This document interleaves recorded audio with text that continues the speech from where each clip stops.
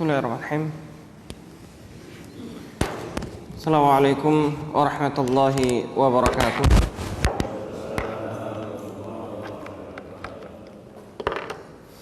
Alhamdulillah, nahmaduhu wa nasta'inuhu wa nastaghfiruh wa na'udzu billahi min shururi anfusina wa sayyiati a'malina.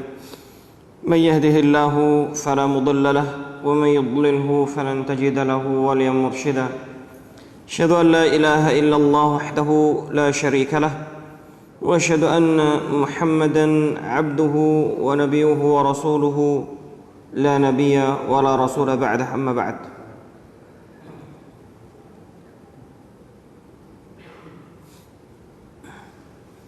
Ikhwati fillah syarakumullah, jamaah sekalian yang dirahmati Allah Subhanahu wa taala. Segala puji bagi Allah Subhanahu wa taala yang telah memberikan kepada kita kenikmatan.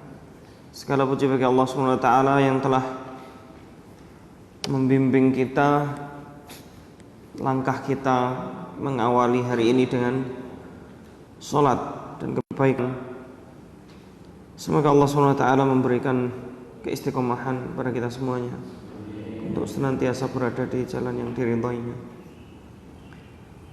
Salam dan salam kita aturkan kepada junjungan kita Nabi Muhammad sallallahu alaihi wasallam serta keluarga dan para sahabat-sahabatnya dan orang-orang yang senantiasa mengikuti jejak langkahnya, baik itu generasi setelah sahabat, yakni generasi tabi'in, ataupun generasi tabi'in dan generasi-generasi setelahnya yang senantiasa mengikuti mereka dengan baik sampai akhir zaman nanti. Semoga kita termasuk orang-orang yang mengikuti mereka dan mengikuti jejak langkah Rasulullah SAW sampai Allah mencabut nyawa kita dalam kondisi husnul khatimah.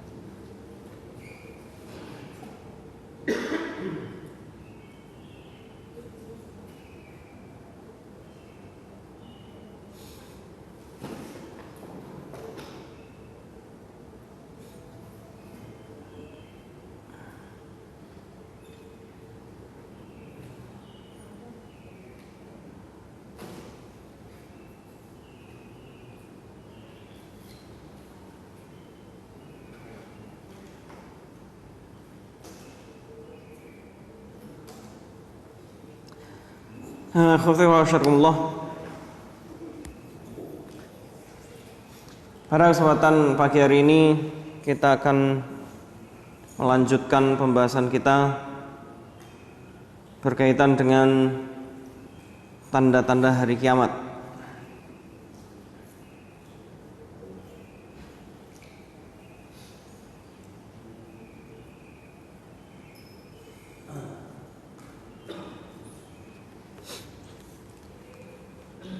Kita pada tanda-tanda hari kiamat yang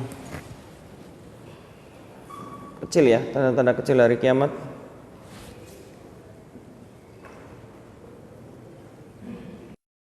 Kalau tanda hari kiamat yang sudah terjadi, yang belum terjadi, tanda kecil dari hari kiamat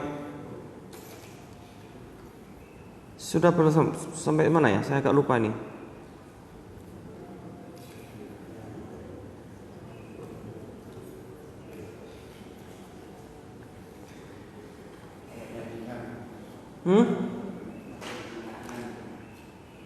Tanda kiamat yang sudah tampak, sudah terjadi dan terus berlangsung, artinya belum selesai.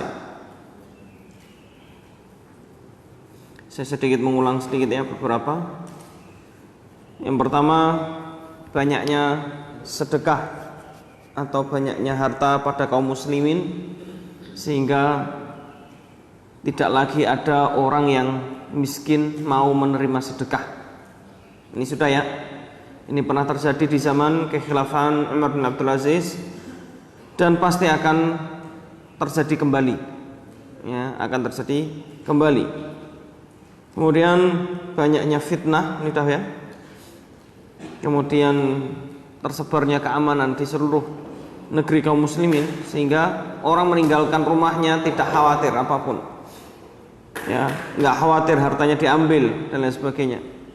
Ada barang yang jatuh itu tidak tidak takut.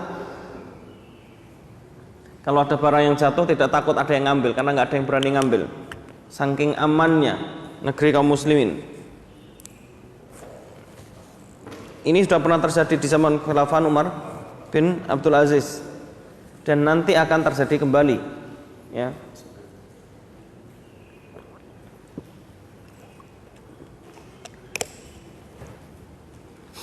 Kemudian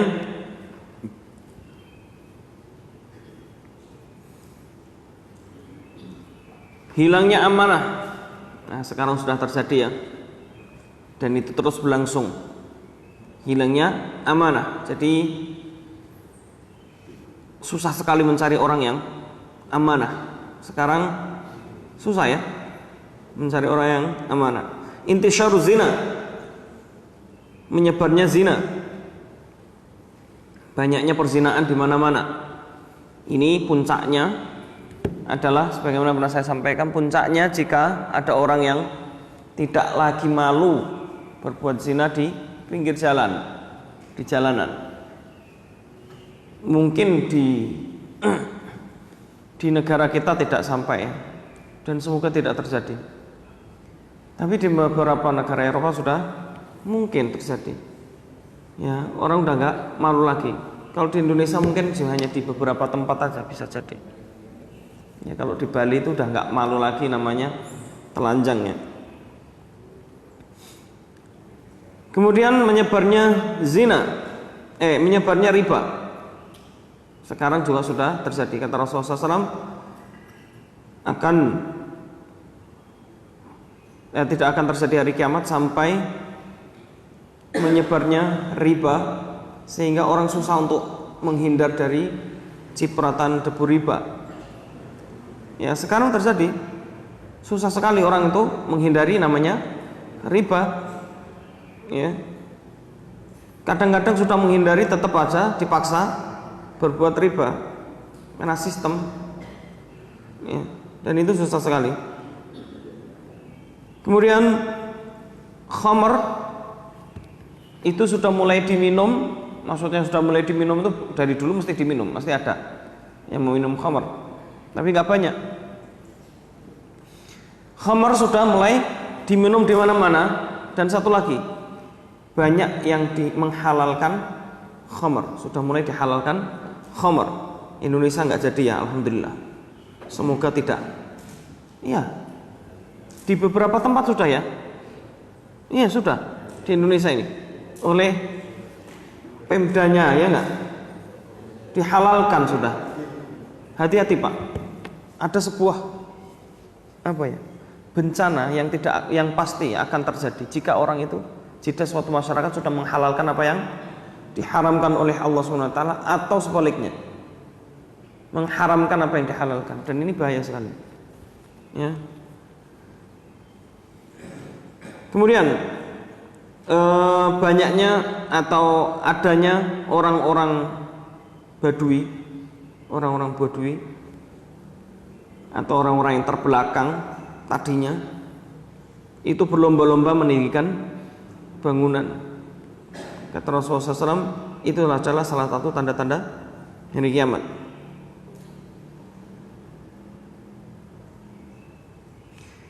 Rasulullah pernah mengatakan, wa idza tatawala ri'a al-bahim fil bunyan fadzaka min asyratiha. Kalau engkau melihat ada orang-orang Badui, tadinya orang Badui, kemudian jadi kaya raya mendadak, ya, mereka berlomba-lomba untuk meninggikan bangunan megah-megah, tinggi-tinggi, ya. Ini tanda-tanda hari kiamat, kata Rasulullah SAW. Banyaknya pembunuhan, sekarang sudah mulai banyak di mana-mana. Banyaknya pembunuhan, sebagaimana terjadi pernah di zaman Arab Jahiliyah, ya. Sekarang coba, banyak sekali orang itu membunuh tanpa rasa takut, karena hukumannya tidak berat. Orang membunuh, entah itu membunuh dengan racun, membunuh dengan pisau, atau membunuh dengan apapun, ya. Sering kan kita dengar pembunuhan. Naudzubillah min dzalik. Selanjutnya adalah tersebarnya kebodohan dan diangkatnya ilmu. Tentunya diangkatnya ilmu dengan diwafatkannya para ulama. Ya. Coba kita lihat berapa banyak ulama di Indonesia saat ini yang benar-benar manzilahnya ulama, saya katakan. Kalau Imam Asnawi mah nggak ada apa-apanya. Manzilahnya ulama, benar-benar manzilah ulama. Nah, ini jarang sekali. Di Indonesia dulu pernah masa kejayaan kaum muslimin Indonesia itu ulamanya banyak sekali.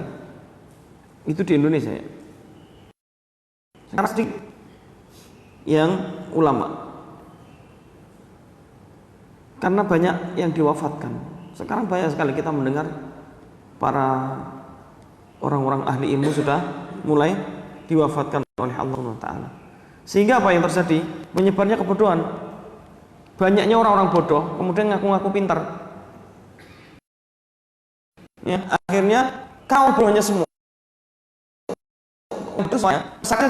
Akhirnya menganggap orang yang paling dan orang yang bodoh itu adalah orang hebat.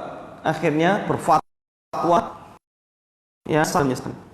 Dan itu sudah terjadi di Indonesia pun sudah terjadi. Mulai ada banyak orang-orang yang berfatwa tanpa ilmu, ya orang-orang bodoh sebenarnya. Pernah dengar ada Jumatan virtual, ya kan? Saking gobloknya begitu. Sudah ada yang kayak gitu loh, orang-orang goblok yang ngaku pintar gitu. Wah, macam-macam lagi nanti. Ya, itu selalu ada itu kayak gitu-gitu orang nyeleneh dan goblok-goblok itu mesti ada setiap zaman. Tapi kalau sudah mendekati hari kiamat itu semakin banyak orang-orang seperti itu tuh semakin banyak. Ini baru 1-2 lah. Ya kayak gitu. Banyak orang bodoh. Ya, kalau Jumatan virtual ya udah di rumah aja ngapain. Nauzubillah. Makanya sekarang gini, ada sebuah apa ya istilahnya kita melihat kebodohan umat ini. Sudah tahu ya Rasulullah itu Rasul terakhir, masih ada aja orang yang ngikuti orang-orang yang mengaku Nabi, betul enggak? Saking bodohnya, saking bodohnya. Ini nggak usah jauh-jauh sampai kemana-mana ya. Udahlah, jelas kalau orang Muslim dia Muslim, nabinya siapa? Nabi Muhammad SAW. Udah selesai. Udahlah itu aja. Standar paling minimal lah. Kalau masih ada orang yang ngaku sebagai nabi, saking gobloknya. Yang lebih goblok lagi, ada aja orang yang ngikutin.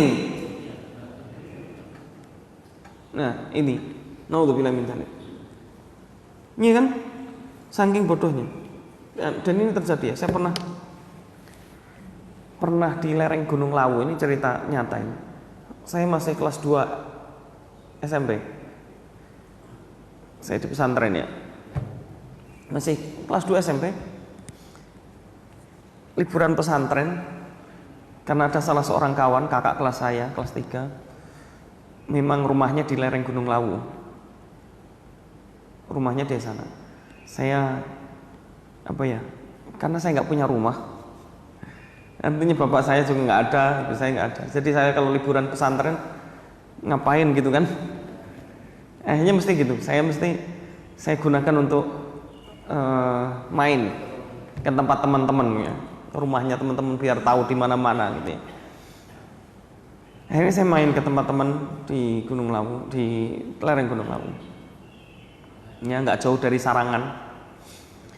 Kemudian saya ke sana karena kemalaman. Itu angkotnya nggak ada. Sore sih, udah belum malam ya, sore.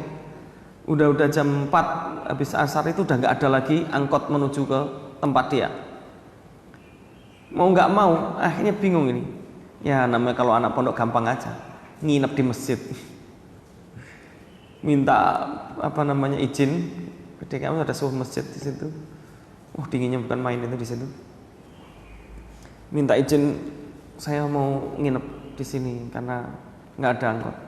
Besok habis subuh itu sudah ada angkot malam. habis subuhnya udah ada angkot. Masya Allah ya. Nah malam itu nginep, ternyata banyak juga yang nginep, yang nggak dapat angkotnya. Ada seorang itu dialog kita, ada seorang ngajak dialog kita. Dia ngaku bahwasanya saya sudah menjadi pengikut Nabi Fulan gitu ya. Iya Nabi Fulan. Nabinya siapa lupa saya namanya. Udah lama banget. Saya ditanya, ada dalilnya bahwasanya setiap 100 tahun sekali itu diutus seorang Nabi. Oh betul, betul. Saya waktu itu juga ya namanya masih kelas 2 ya, masih bodoh ya. Belum tahu apa-apa gitu. Mosok sih saya nggak tahu. Memang ada hadisnya. Tapi itu sebelum Rasulullah SAW ya. Kemudian Rasulullah SAW mengatakan, dan setelahnya Rasulullah SAW itu akan setiap 100 tahun akan ada seorang yang memperbaharui agamanya. Maksudnya adalah para ulama yang disebut dengan mujadid, yujadidu dinahu, ya, memperbaiki masyarakatnya. Pasti ada setiap 100 tahun sekali. Itu pasti ada. Kalau dahulu itu setiap 100 tahun sekali diutus seorang nabi. Pasti di setiap zaman, di setiap tempat. Makanya jumlah para nabi itu sekitar berapa? 12.000 ya. Sekitar 1.200 atau 12.000 saya lupa. Ya, sekitar itu jumlah nabi. Kalau jumlah rasul cuma berapa? 314. Kurang lebih segitu. Kalau rasul. Itu tentunya ijtihad para ulama, tidak paten dari Rasulullah SAW mengatakan seperti itu. Karena apa? Melihat dari sejarah zaman dan lain sebagainya dihitung. Ya. Nah ini mengaku bahwasanya menjadi pengikut Nabi. Saya bingung, Nabi siapa ini namanya? Debat panjang ini sampai malam. Ya saya masih ingat itu. Nggak selesai kan? Sudah tidur duluan, udah tidur. Paginya masih ngajak dia. Wah saya cepet-cepet nggak bisa. Karena tahu ngobrol-ngobrol saya dari pondok gitu ya, dari pesantren. Akhirnya apa? Pulang dari itu, selesai liburan, saya sampaikan kepada ustadz saya. Saya tanyakan, ini gimana ustadz? Oh iya itu hadisnya ada. Tapi itu bukan setelah Rasulullah SAW seorang mujadid, bukan Rasul. Ditunjukkan hadisnya. Ya itu Masya Allah. Zaman itu sudah ada yang namanya orang ngaku Nabi. Jadi kalau ada Lia Edan gitu ya, itu ya nggak heran gitu ya. Ini saking bodohnya umat ini.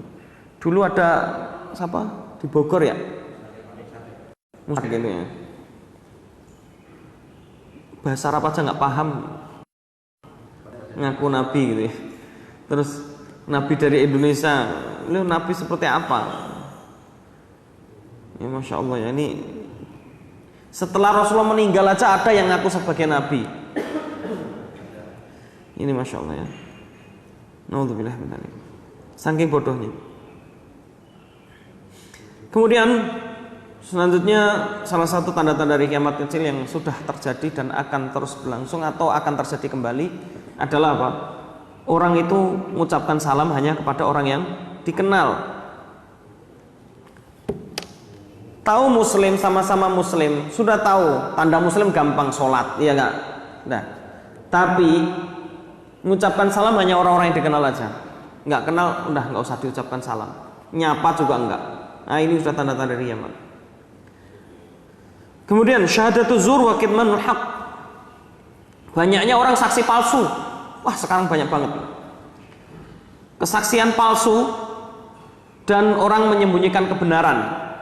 Itu sekarang sudah terjadi belum? Sudah terjadi dan terus berlangsung. Ya. Kemudian banyaknya orang-orang yang menghias masjid dan memperindah masjid dan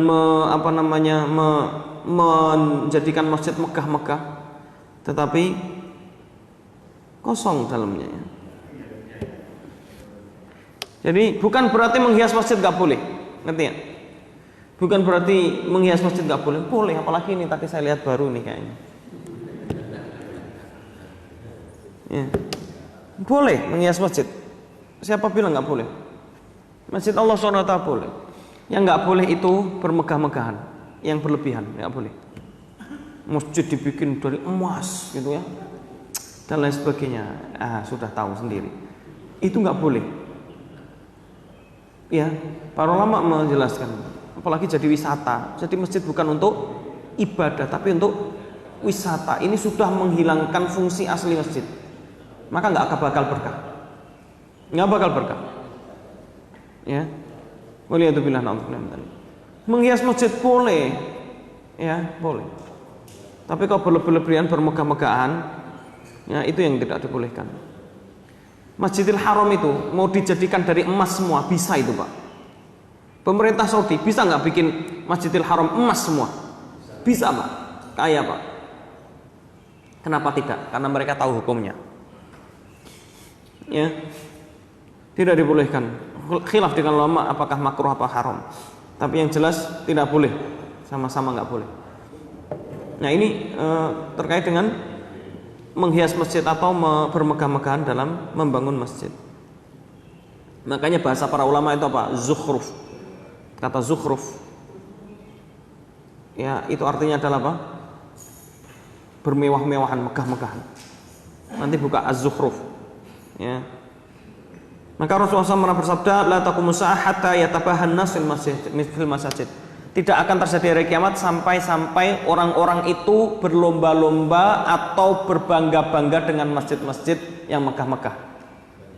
Sekarang orang bangga dengan masjidnya megah.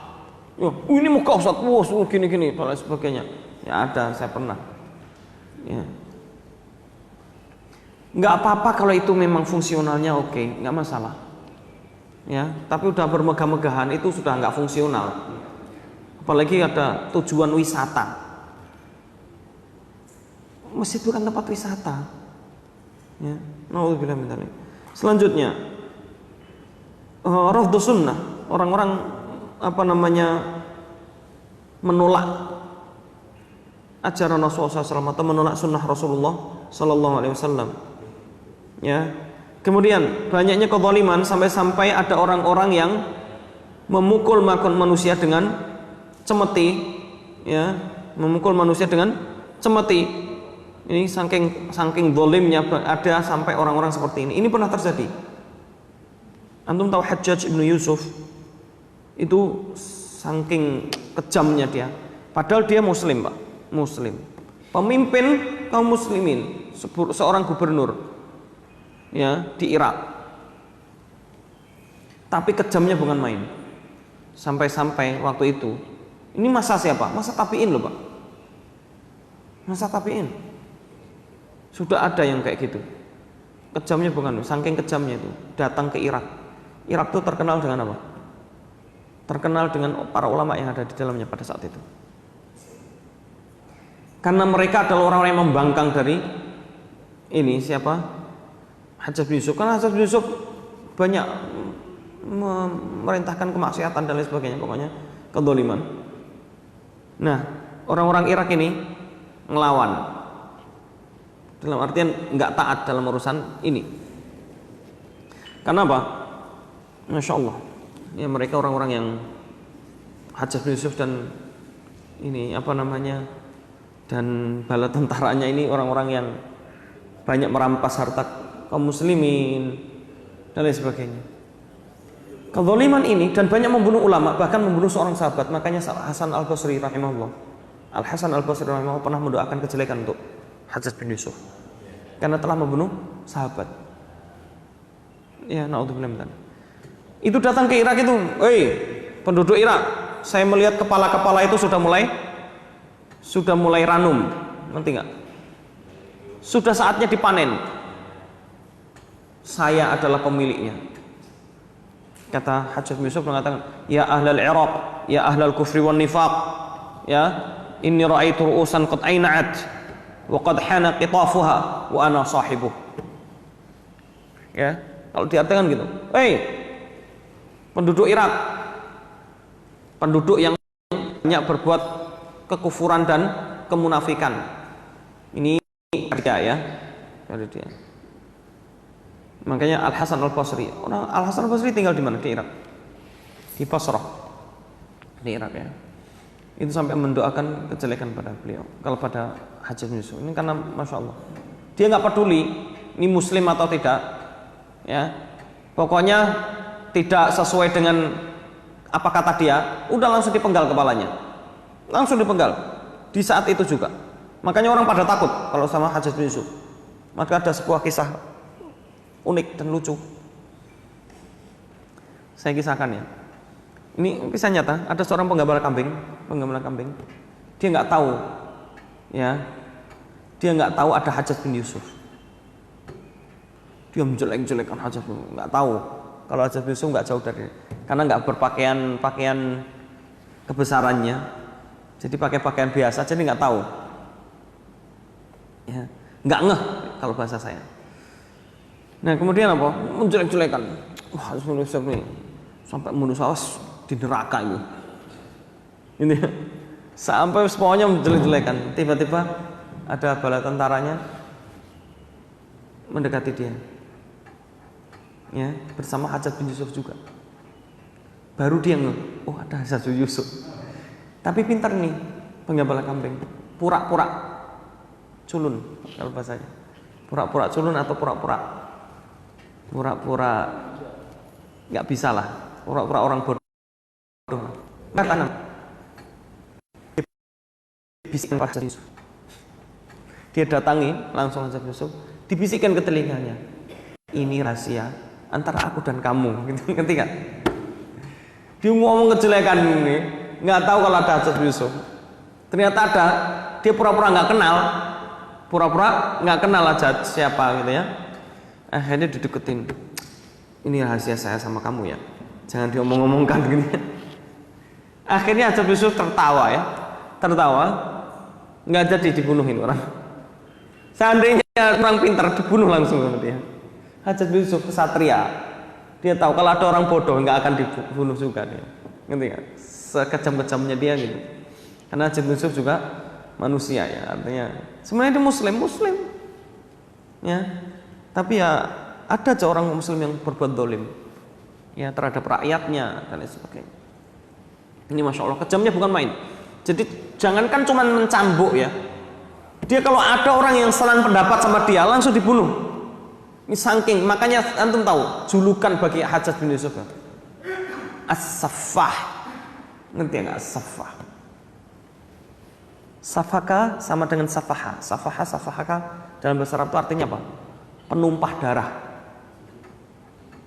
As-Saffah. Jadi kerjaannya itu numpahkan darah. Itu udah biasa. Saat ini ada nggak orang-orang yang seperti ini? Ada orang-orang yang kejam di beberapa belahan bumi, di tempat yang lain, ya nggak? Mungkin di Indonesia nggak, belum terjadi lah. Bisa jadi di tempat-tempat yang lain. Coba kemarin kita lihat bagaimana terjadi kekejaman pembantaian kaum muslimin, ya nggak? Di mana-mana. Kemudian akan muncul wanita-wanita yang berpakaian tapi telanjang. Ya, berpakaian tapi telanjang. Rasulullah itu pernah mengatakan begini, ada dua orang penduduk neraka, kata Rasulullah SAW, saya belum pernah lihat. Ya, yang pertama adalah orang-orang yang tadi yang saya sebutkan, orang-orang yang kejam dan mencambuk manusia dan membunuh manusia itu tanpa ampun. Ini. Kemudian yang kedua adalah seorang wanita yang berpakaian tapi telanjang. Rasulullah belum pernah lihat. Orang wanita yang berpakaian tapi telanjang. Kemudian apa? Mereka berlenggak-lenggok dan apa namanya? Ya pokoknya berlenggak-lenggok lah. Bahasa Arabnya itu mumilat, gitu ya, mumilat. Mumilat itu apa ya, lebih kepada kemayu, itu bahasanya Indonesia apa? Saya taunya kemayu. Kalau bahasa Indonesianya mental itu bahasa apa? Saya dengar mental. Pokoknya kayak gitulah, wanita-wanita yang kayak gitu tapi mereka telanjang, pakaian tapi telanjang. Naudzubillah min dzalik. Kata Rasulullah SAW, mereka dua golongan ini tidak akan la yadkhulunal jannah, mereka tidak akan masuk surga, wala yajidna rihaha, tidak mencium bau surga, padahal bau surga itu bisa tercium sekian puluh tahun perjalanan, itu sudah tercium bau wanginya surga. Ya. Bahkan di dalam riwayat yang lain disebutkan Rasulullah SAW pernah mengatakan orang yang terakhir masuk surga itu baru digiring menuju surga, itu sudah mencium bau surga, itu sudah lupa dengan sudah lupa dengan sengsaranya di neraka. Coba, baru mencium bau surga itu lupa dengan sengsaranya neraka. Apalagi sengsaranya dunia nggak ada apa-apanya, sengsaranya neraka saja udah lupa. Ya kan begitu dia terakhir, orang yang terakhir masuk, orang yang dari neraka dimasukkan ke dalam surga itu apa? Dicelupkan ke dalam telaga Rasulullah SAW, langsung hilang, gosongnya itu hilang, langsung jadi sempurna kembali. Kemudian ditanya, maukah engkau aku berikan kenikmatan yang lebih nikmat dari itu? Apalagi ya Allah, ini udah paling nikmat, minum dari telaga Rasulullah SAW itu paling nikmat. Ditanya kepada orang itu, apa yang kau rasakan sebelum ini? Enggak ada. Saya merasakan kenikmatan, udah lupa dengan kesengsaraan neraka, udah lupa. Masya Allah ya, neraka ya, semoga kita tidak masuk ke dalamnya. Itu yang sengerinya itu udah lupa. Ini surga ya, hebat. Terus dia mencium bau surga, itu langsung nikmat sekali. Nggak usah mencium bau surga ya Pak. Ya. Nikmat itu, nikmat ke surga itu, nikmat surga. Itu orang baru meminum telaga Rasulullah SAW sudah lupa dengan neraka. Cium bau surga sudah lupa ya kesengsaraan sebelumnya. Apalagi di surganya. Ya. Apalagi di surganya. Surga itu Pak, sampai yang disebutkan oleh Rasulullah SAW, kita aja tidak bisa membayangkan. Makanya kalau saya boleh menggambarkan ini, coba bayangkan yang paling enak di dunia ini, itu belum bisa membayangkan surga. Ya, saya belum cerita tentang surga dan neraka, sudah ya. Ya, salah satunya gampang. Ini pernah saya kayaknya. Bidadari surga, ini baru bicara bidadari ya. Yang disebutkan dalam surat Ar-Rahman itu belum pernah tersentuh oleh siapapun, baik itu jin maupun manusia, belum pernah disentuh. Bidadari surga itu seandainya diturunkan dari surga ke dunia ini, niscaya matahari akan redup. Matahari yang panas itu redup karena kalah sinarnya dengan bidadari. Tuh lihat, saking padahal nanti orang mukmin itu akan dinikahkan dengan 70 bidadari. Itu yang paling rendah itu.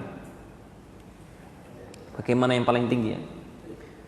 Bayangkan, seandainya diturunkan ke dunia, kemudian dia meludah ke lautan, ini kan disebutkan Rasulullah SAW, dia meludah ke lautan, gitu ya, lautan ini. Lautan langsung tawar, ya, lautan yang asin itu langsung tawar, cuman sekali ludah, gitu ya, itu bidadari surga, masya Allah. Ini mohon maaf ya, seandainya dia menyingkapkan betisnya, maka terlihatlah betis yang sangat putih sampai tulangnya kelihatan. Itu gambaran dari Rasulullah SAW ya. Kalau orang-orang sekarang akan mengatakan, saya pernah ngomong gini, ada orang ngeri loh Ustaz kalau sampai tulangnya kelihatan itu. Enggak, saking putihnya. Ini bahasa apa ya? Pembahasaan orang ya. Gampang aja Pak, gampang. Kalau antum lihat saking putihnya itu kayak masya Allah gitu loh. Ya, saking putihnya itu bidadari surga. Masih banyak lagi ya kisah tentang bidadari atau surga ya, masya Allah ya. Kemudian disebutkan tadi selanjutnya banyaknya kedustaan. Ya, kalau tadi banyaknya orang wanita yang telanjang, Padahal berpakaian tapi telanjang. Sekarang sudah terjadi banyak orang, entah itu pakai pakaian tapi cuman sedikit, mungkin nggak bisa beli kain ya. Ya, pakai pakaian tapi sedikit ya sama aja telanjang. Ya enggak? Ya. Saya herannya gini, aurat laki-laki itu dari pusar sampai lutut. Tapi kebanyakan laki-laki itu menutup semuanya gitu ya. Apalagi di tempat-tempat kondangan, ini mesti laki raja. Nggak pernah saya ada orang-orang seorang laki-laki kondangan pakai celana di bawah lutut gitu ya. Itu nggak pernah saya lihat. Tapi perempuan, masya Allah ya. La ilaha illallah. Ya. Pakai pakaian minim. Coba. Ya. Mengundang maksiat. Ini yang disebutkan, atau dia pakaian lengkap ya, pakaian lengkap tapi tipis sekali, semeriwing gitu ya, kelihatan transparan ya. Atau membentuk lekuk tubuhnya, masya Allah, sama aja seperti telanjang, nggak ada bedanya. Saya yang paling lebih gemes lagi itu jengkel, lihat ada orang kayaknya pakai jilbab tapi masya Allah pakaiannya tipis dan ketat sekali, tipis lagi, sama aja kelihatan. La ilaha illallah. Ya. Nih. Kemudian banyaknya kedustaan atau kebohongan. Banyak orang-orang yang berbuat dusta, dan ini sudah terjadi banyak sekali. Yang selanjutnya tersebarnya atau merebaknya perbisnisan atau perdagangan dengan macam yang lebih banyak. Sekarang sudah terjadi nggak? Kalau dulu nggak ada online, sekarang ada perdagangan model online sehingga menuntut fatwa. Iya nggak para ulama di awal-awal dulu? Ya bagaimana hukumnya jual online? Ya dulu. Ya sekarang udah merebak di mana-mana. Boleh gitu ya. Tapi maksudnya Mbak, ini salah satu dari riamat itu apa? Mulai banyaknya jenis perdagangan, model perdagangan. Ini Rasulullah udah berapa abad yang lalu ya, tapi menyampaikan ini, subhanallah. Ini sudah terjadi. Kemudian sampai-sampai disebutkan oleh Rasulullah SAW, sampai banyak wanita yang membantu suaminya berdagang. Dulu tuh tidak ada wanita berdagang, jarang. Ya. Sampai perempuan itu membantu suaminya berdagang, saking banyak. Sekarang banyak ya. Rata-rata yang jualan online malah perempuan banyak. Ya itu. Qat'ur arham, banyaknya orang-orang yang memutus silaturahim. Sekarang banyak. Gara-gara warisan berantem. Belum lama saya dapat pertanyaan sekaligus curhatan gitu. Ngomong, gara-gara warisan itu sampai ke pengadilan. Saudara loh ini, saudara kandung, kakak adik. Ya Allah, harta itu benar-benar melenakan. Untuk bilang tadi, saudara kandung berantem di pengadilan, sampai ke pengadilan gara-gara warisan. Kalau saya malu, emang nggak bisa nyari sendiri, malu. Itu kan harta milik bapaknya atau milik orang tuanya gitu ya, atau orang dikasih cuma-cuma masih berantem. Kan anjing itu, ya nggak? Anjing, ini maksudnya seperti anjing, kata Rasulullah SAW kan gitu. Ini bukan saya ngomong enggak. Lah saya ngomongnya apa? Kalbun nggak paham juga nanti kan. Ya sama ya, ini bukan mengumpat, tapi saya katakan itu kan seperti anjing. Rasulullah bilang apa? Dunia ini bagaikan bangkai. Ini sabda Rasulullah SAW ya. Dunia ini bagaikan bangkai yang sudah sangat membusuk baunya dan diperebutkan oleh anjing-anjing yang kelaparan. Anjing-anjing itu adalah siapa? manusia-manusia yang gila dunia, kelaparan. Namanya anjing berebut gimana? Sikut sana sikut sini. Ya kayak gitu. Dunia ini sekarang kayak gitu. Ya enggak? Rebutan kekuasaan, rebutan jabatan. Itu saya dengar ada rebutan jabatan itu sampai apa? Karena dia menang, oh dia lebih kuat, itu disodok itu. Iya. Temennya disodok jabatan ini. Saya menyaksikan sendiri dan tahu. Masya Allah. Sampai gitu. Kadang-kadang dengan cara licik. Ya. Na'udzubillah min dzalik. Kemudian banyaknya orang-orang yang curang timbangan. Ya, curang timbangan. Na'udzubillah min dzalik. Selanjutnya adalah tanda-tanda kecil yang belum pernah terjadi dan pasti nanti akan terjadi. Satu, akan kembalinya negeri Jazirah Arab subur kembali. Sudah terjadi belum? Belum. Kalau ada orang, loh itu mulai tumbuh kurma, tumbuh-tumbuhan dari dulu Pak kalau itu mah. Ya.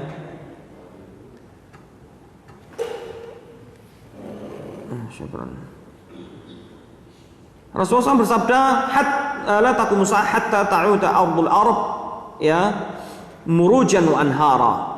Tidak akan terjadi hari kiamat sampai kalian mendapati negeri Jazirah Arab itu kembali subur dan banyak aliran sungai-sungai. Sudah terjadi? Belum. Ya, ada yang tanya sama saya, Ustaz, kita ini sudah pada fase apa gitu?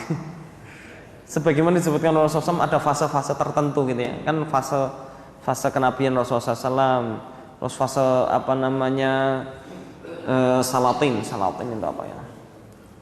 Kesultanan, kerajaan-kerajaan kaum muslimin ya. Kemudian fase selanjutnya adalah fase Mulkan Jabarian atau apa gitu fase selanjutnya. Ya itu ada yang tanya, Ustaz kita ini pada masa apa? Wallahu a'lam bishawab. Nggak bisa saya, nggak ada yang tahu. Apakah kita sudah pada masa-fase tertentu atau fase Mulkan Jabarian dan lain sebagainya? Ya bisa jadi sudah, bisa jadi belum. Saya nggak tahu. Itu hal gaib. Tapi intinya kiamat sudah dekat. Ya, sekarang persiapkanlah apa yang akan terjadi tentang hari kiamat nanti. Kemudian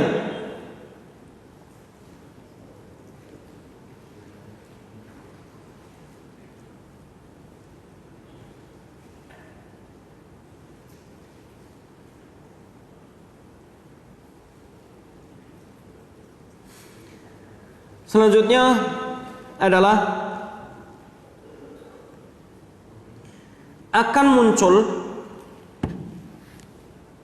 apa namanya hawa dingin. Apa? Hawa dingin. Hawa dingin ini yang akan mematikan setiap seorang mukmin. Ya. Disebutkan akan muncul hawa dingin, idba'atsallahu rihan thayyibah. Hawa yang dingin atau hawa thayyibah itu sejuk bagus ya, dingin. Fatakhudhum tahta abatihim, dia akan masuk ke dalam ketiak setiap mukmin. Ya, fataqbidu ruha kulli mu'min, akan membunuh setiap mukmin. Ya, wa kullu muslim, setiap mukmin dan muslim. Kemudian wa yabqa syarrun nas, nanti akan tinggal orang-orang yang jahat dari kalangan manusia. Yataharajuna fiha taharujal humur fa alaihim taqumus saah. Ini salah satu tanda-tanda hari kiamat yang akan semakin dekat sekali. Karena ini adalah orang muslim nanti mati semua, tinggal orang-orang goblok, orang bodoh, orang jahat, ya. Maka kemudian disitulah terjadi hari kiamat, ya. Selanjutnya tanda-tanda hari kiamat besar yang lain. Maka di kalangan ulama tentang hadis ini, sebagian ulama mengatakan hadis ini adalah tanda-tanda besar. Ya, hadis ini tanda besar. Ada yang mengatakan ini tanda-tanda kecil. Kemudian akan dihancurkannya Ka'bah. Ya, akan dihancurnya Ka'bah. Ka'bah nanti akan dihancurkan. Ya, itu tanda-tandanya coba. Terus banyaknya zilzal. Zilzal itu apa ya? Gempa. Banyaknya gempa bumi. Sekarang udah banyak ya, sering terjadi gempa bumi ya. Udah mulai batuk-batuk bumi. Ya. Kemudian akan ada gunung emas yang diperebutkan oleh manusia. Ya, ini tanda kecil yang belum terjadi. Tapi ini dikatakan belum terjadi oleh para ulama, tapi bisa jadi sudah terjadi ya. Ya. Gunung emas yang diperebutkan oleh manusia sampai mereka saling bunuh. Ini yang disebutkan Rasulullah SAW, hatta yaqtatilu min kulli mi'atin min. Ada 100 orang saling membunuh, rebutan gunung emas. Kemudian mereka apa? Setiap satu di antara mereka mengatakan, aku yang akan menang. Ya. Kemudian mereka saling membunuh untuk berebut itu. Ini tanda-tanda hari kiamat.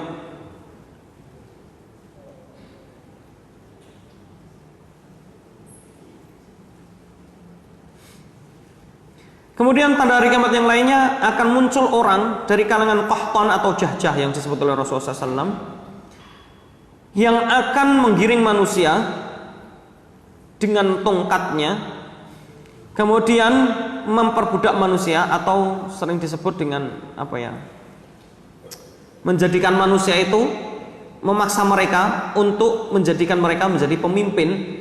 Ya, kemudian mereka memimpin manusia, tapi mereka berbuat kezaliman, sehingga mereka ini ya menghukumi manusia ya dengan kezaliman, sehingga manusia itu takut dan taat karena takut. Taatnya karena takut. Itu yang disebutkan oleh Rasulullah SAW, ya, min syiddati khauf, dikarenakan sangat takut sehingga mereka taat dan tunduk kepada orang tersebut.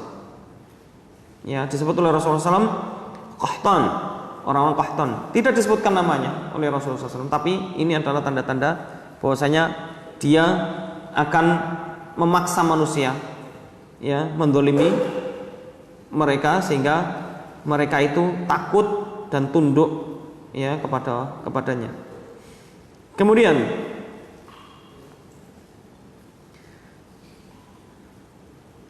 selanjutnya adalah tanda-tanda besar, dan ini nanti akan sedikit berseri ya, agak panjang, tapi saya sebutkan satu dulu. Tanda besar yang pertama, yang pernah saya sampaikan, tanda-tanda besar hari kiamat itu Rasulullah menyebutkan dalam berbagai kesempatan. Ini pertama. Pernah Rasulullah SAW menyampaikan tentang hari kiamat atau tanda-tanda besar hari kiamat itu yang pernah saya sampaikan dari pagi sampai maghrib. Di satu kesempatan yang lain Rasulullah menyampaikan tanda-tanda kiamat. Rasul menyampaikan dengan berbagai macam urutan, dan setiap yang disampaikan berbeda-beda urutannya, sehingga para ulama menyimpulkan bahwasanya Rasulullah menyebutkan tanda-tanda besar dari kiamat tidak berurutan. Oke? Adapun urutan-urutan yang disebutkan itu ijtihad para ulama. Ini saya kasih alas dulu. Ijtihad para ulama dari hadis-hadis tersebut. Mana dulu urutannya? Ada yang mengatakan api dulu. Gitu ya, api dulu sesuai dengan hadis. Ketika hadis Abdullah bin Salam, ma awalu asyratis sa'ah, apa tanda besar dari kiamat pertama kali? Narun tahsyurun nas minal Yaman. Ya. Ada api besar menggiring manusia dari arah Yaman. Munculnya di Yaman apinya. Bukan Hijaz. Kalau kemarin Hijaz itu api enggak besar ya. Api besar sekali. kemudian menggiring manusia. Giring berarti apinya berjalan, ya, menggiring manusia dari arah Yaman. Oke, ini kok adzan?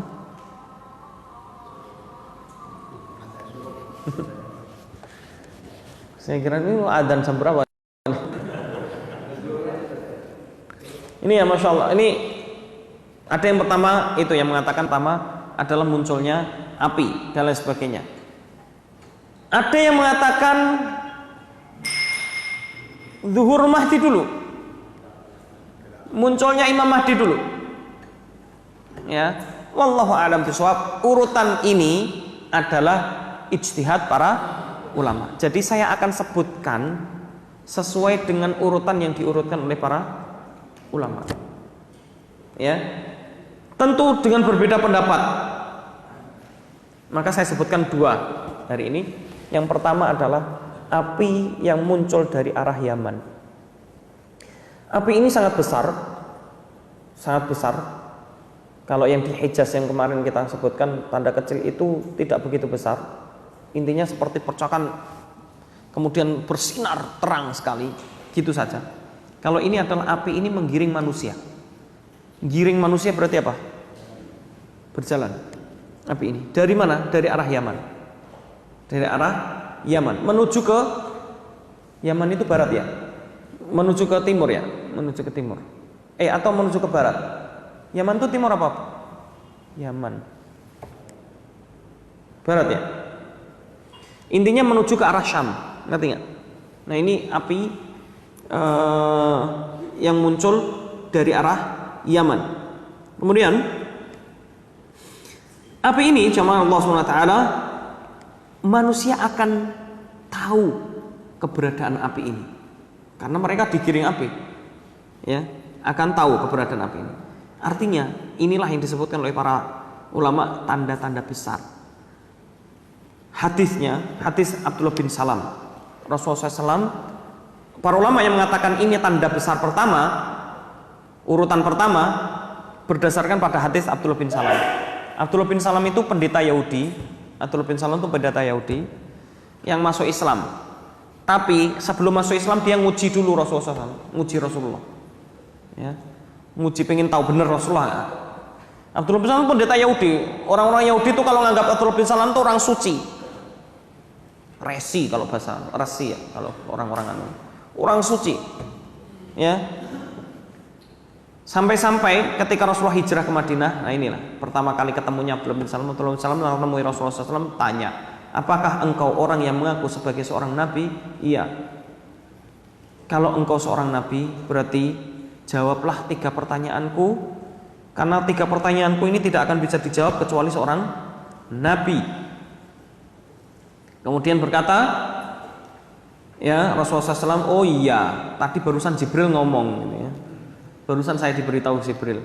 Maka Abdullah bin Salam mengatakan, dzaka aduul Yahud, itu adalah musuhnya Yahudi. Jibril itu dimusuhi orang Yahudi. Maksudnya Jibril itu musuhnya Yahudi. Ya, orang Yahudi itu menganggap Jibril itu musuh. Makanya dalam Al-Quran, man kana aduwwan li Jibril, barang siapa yang menjadi musuhnya Jibril dan lain sebagainya. Nah, kalau bagi orang-orang Nasrani, Jibril itu sebagai Roh Kudus. Nah, ini bertolak belakang. Ya begitulah. Ya, bagi kaum muslimin, nah, Jibril itu adalah malaikat, ya kan? Pertengahan pokoknya, umat pertengahan. Maka kemudian disebutkan dia bertanya pada Rasulullah, ya kalau engkau seorang nabi, jawab pertanyaan saya. 1, kapan apa tanda hari kiamat pertama? Maka kata Rasulullah SAW, narun tahsyurun nas minal Yaman. Ya, api yang muncul dari Yaman. Ini ya menjadi dalil para ulama bahwasanya tanda pertama adalah ini. Oke ya. Kemudian pertanyaan kedua, ma awwalu ta'amin ya'kuluhu ahlul jannah. Makanan pertama yang dimakan penduduk surga apa? Sekarang pertanyaan saya, kalau minuman, apa yang diminum ahli surga? Minuman pertama.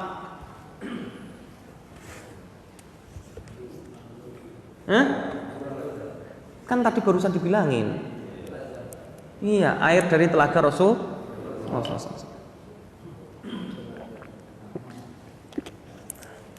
Semua, kata Rasulullah SAW, semua ahli surga yang masuk surga pasti akan minum dari telaga Rasulullah SAW. Dan Rasulullah nanti nunggu di situ, nunggu umatnya di situ. Ya, ini ya, yang masuk surga. Semoga kita termasuk. Ya. Kemudian makanan pertama yang dimakan ahli surga apa? Iya, hati ikan.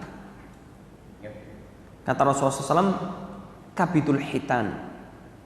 Kabidul hitan. Kabid itu hati, atau ada yang mengatakan jantung, tapi sebenarnya hati ya, lebih kepada hati. Ya. Padahal hati ya. Kabid itu ada yang mengatakan jantung. Pokoknya kabid itu hati. Yang dimakan kan yang enak hati ya. Mana ada jantung. Ya. Hati ikan besar. Hut itu ikan besar. Hut. Faltaqamahul hut. Cerita Allah SWT dalam Al-Quran tentang Nabi Yunus. Maka Nabi Yunus ditelan ikan besar. Hut itu ikan besar biasanya. Artinya, maka hitan itu jamak dari hut. Bentuk banyaknya hut itu hitan. Bukan khitan ya, sunat, enggak. Kalau itu pakai kha. Ini pakai ha. Hitan. Hi-nya panjang. Hitan. Maka artinya adalah hati-hati ikan. Masya Allah ya, saya belum pernah ngeliat ada yang pernah makan. Ya. Salah satu makanan enak itu hati. Ya, hati, makanan enak. Dan hati ikan itu enak. Ya, termasuk yang enak. Konon katanya begitu. Nah, nanti cari ya, ikan paus gitu ya.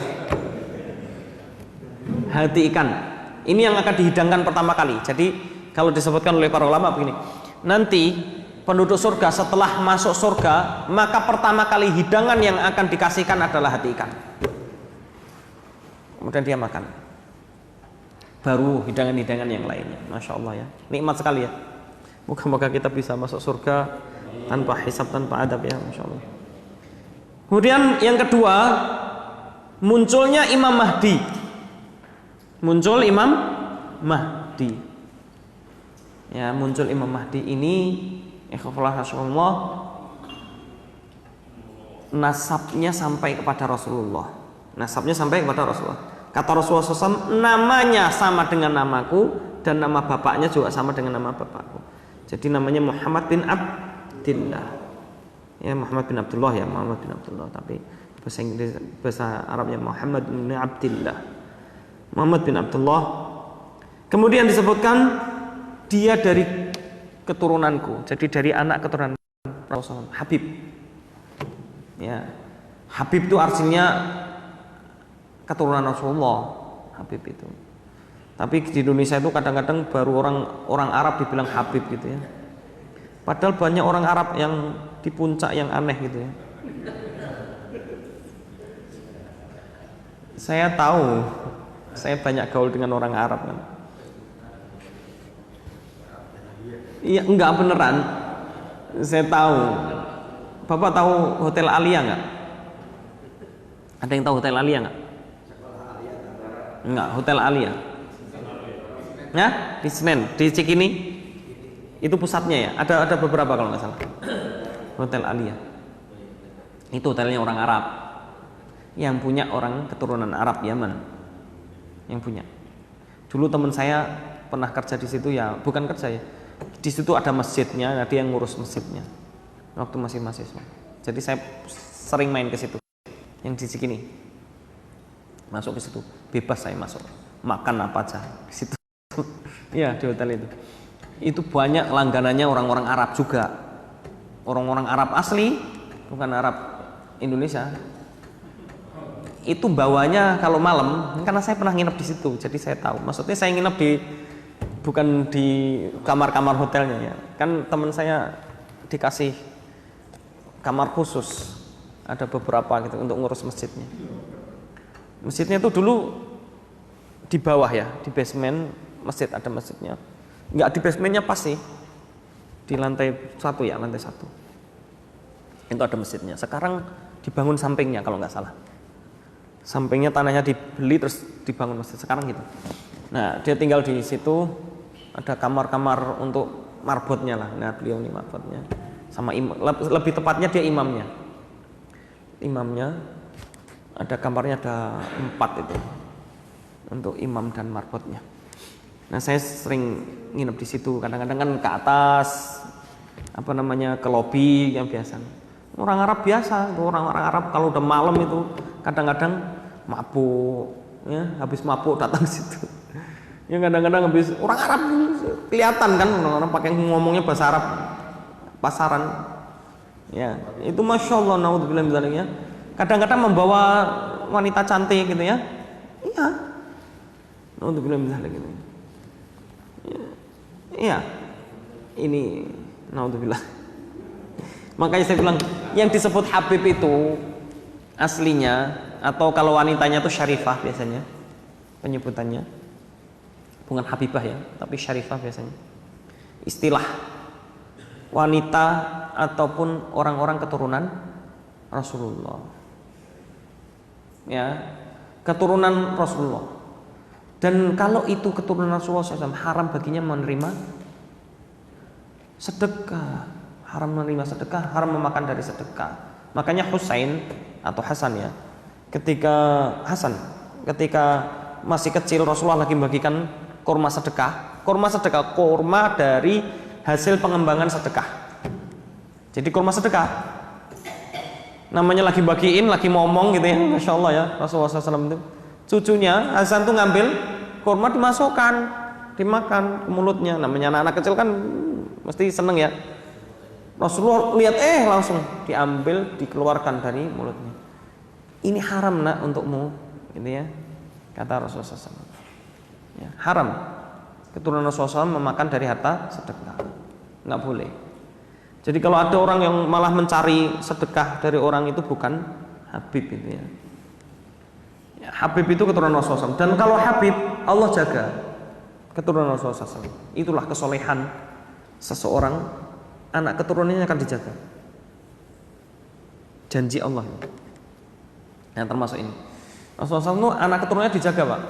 Dan tersebar di seluruh dunia. Ya ini biar tahu aja Habib itu siapa. Yang benar-benar Habib ya. Ya saya tidak mendiskreditkan seseorang enggak ya. Tapi maksudnya kalau ente sebut sebagai Habib benar itu adalah keturunan Rasulullah SAW. Dan mereka ini adalah orang-orang yang terjaga. Mereka akan sangat menjaga diri mereka dalam ibadahnya dan lain sebagainya. Makanya Imam Mahdi itu nanti orang yang soleh, seorang ulama besar dan seorang yang soleh. Dan Imam Mahdi ini yang disebutkan oleh para ulama ya, disebutkan oleh para ulama termasuk yang berdasar pada hadis Rasulullah SAW. Kata Rasulullah SAW, Imam Mahdi itu al-Mahdiyu minni, termasuk dariku. Berarti apa? Keturunan Rasulullah SAW. Ajlal jabhah. Jabhah itu kening. Keningnya itu sangat bersinar atau apa ya?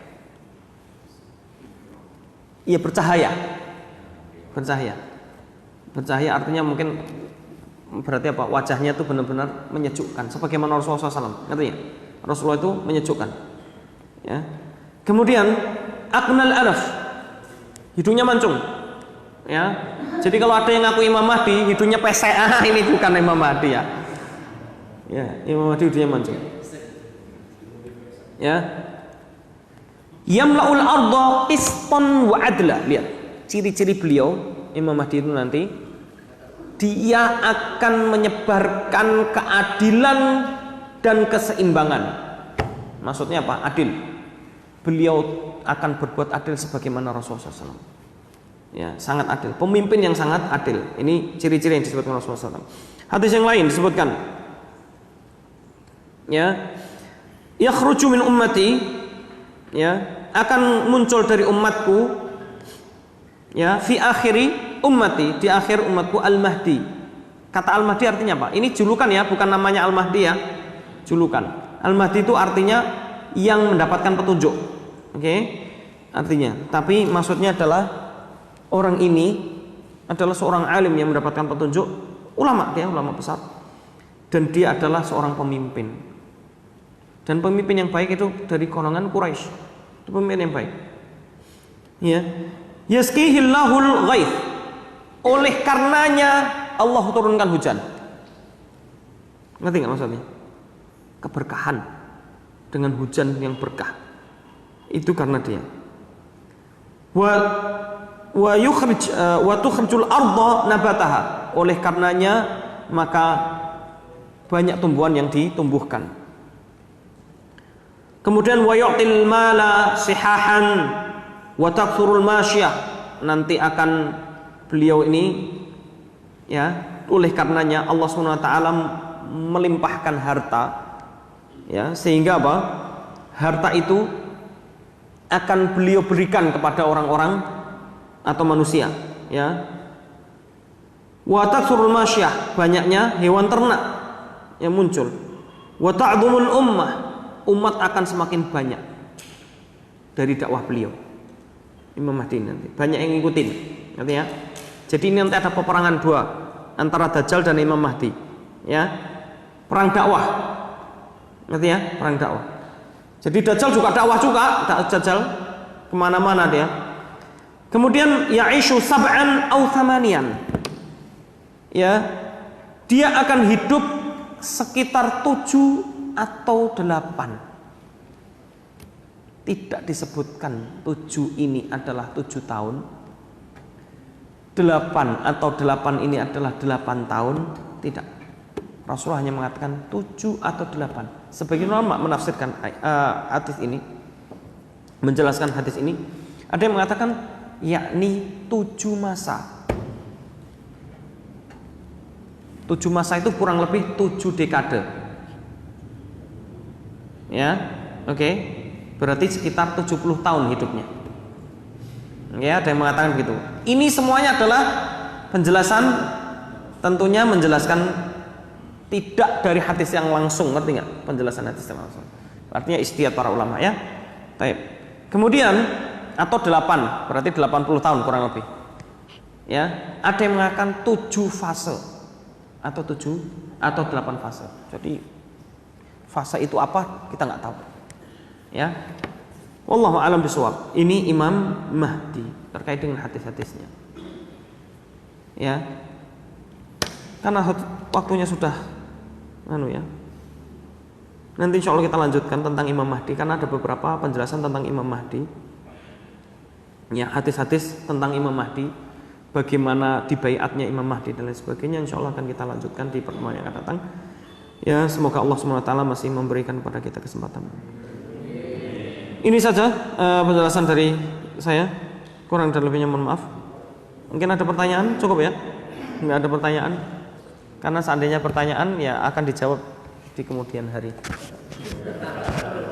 Ya, karena kan pertanyaannya mungkin akan dijelaskan nanti selanjutnya. Penjelasan. Karena nyambung ya, sambung. Intinya itu tanda-tanda kiamat. Jadi kenapa saya sampaikan ini? Karena hati-hati, jangan mudah menyimpulkan. Jangan mudah menyimpulkan dengan semua ini berarti kita udah pada fase ini ke sini sekitar sekian tahun, kemudian ini berarti hari kiamat nanti terjadi pada tahun sekian, gitu ya. Hati-hati, ini kekafiran. Ya, ini sudah. Kalau sudah mengira-ngira mendekati kekafiran, bahaya. Oke. Ya, meskipun dia berbaju ustadz juga hati-hati. Ya, nggak masalah. Tapi saya tidak menyebut nama ya. Nah, hati-hati dengan hal-hal seperti ini. Antum belajar boleh, silakan belajar, dengerin tentang ini boleh. Tapi jangan antum mudah percaya dengan sesuatu hadis-hadis yang kadang disampaikan tanpa dalil. Hadisnya palsu, tetap dipakai. Hadis dhaif tetap dipakai. Saya sudah sampaikan saya alasi dulu ya di awal tentang hari kiamat, tanda-tanda hari kiamat. Ini kaitan akidah, maka harus dalilnya sahih. Hadisnya harus sahih benar. Ya, karena akidah. Kalau enggak bahaya.